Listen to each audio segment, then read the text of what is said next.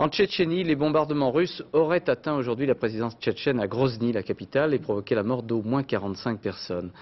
90 000 soldats russes seraient engagés dans ces combats. Une équipe de France 2, avec Dorothée Olyric et Christian Autin, a été autorisée à se rendre en leur compagnie sur le front.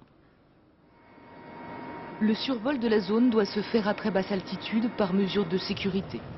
La terre reconquise défile, la Tchétchénie libre, comme l'appellent les militaires. Pour la première fois, l'état-major russe a décidé d'emmener dans le nord de la République des journalistes étrangers.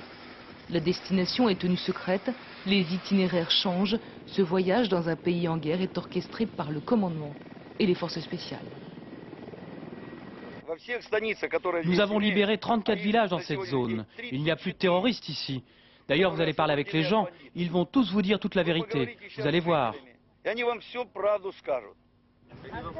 À aucun moment, les journalistes ne seront lâchés par les militaires. Le général explique que les habitants du village où nous allons ont accueilli les troupes russes en libérateurs. Nous sommes dans la zone dite de sécurité qui couvre un tiers de la Tchétchénie. Les habitants sont là, tout juste rentrés de leur exil. Le ton est amical, le militaire souhaite établir le dialogue, mais il va rencontrer la colère. Ce qu'on veut, c'est pouvoir sortir d'ici. Ouvrez les routes pour aller à Grozny chercher nos familles. Après, on parlera du reste. Comprenez, on n'a rien fait. On n'est pas des criminels. On est de simples civils. Ça se voit. Regardez-nous, on est des travailleurs. Depuis quelques jours, les réfugiés tchétchènes commencent à revenir dans les villages contrôlés par les Russes. Ils pensaient trouver la sécurité. Ils se découvrent une prison. Pour beaucoup, les Russes ne sont pas des libérateurs, mais bien des assassins. Nous avons retrouvé ici le chauffeur du bus touché il y a 10 jours par un tir d'artillerie russe. L'obus avait fait 7 morts.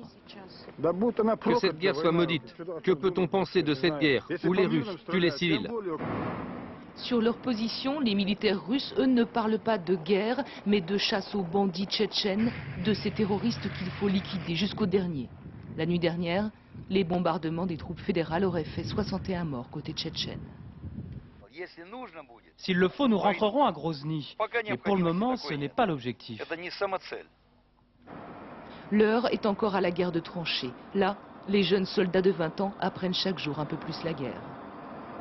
Notre mission, c'est d'empêcher les combattants de passer le fleuve. À 3 km d'ici se trouve le fleuve Terek, qui marque la fin de la zone de sécurité créée par les troupes fédérales russes.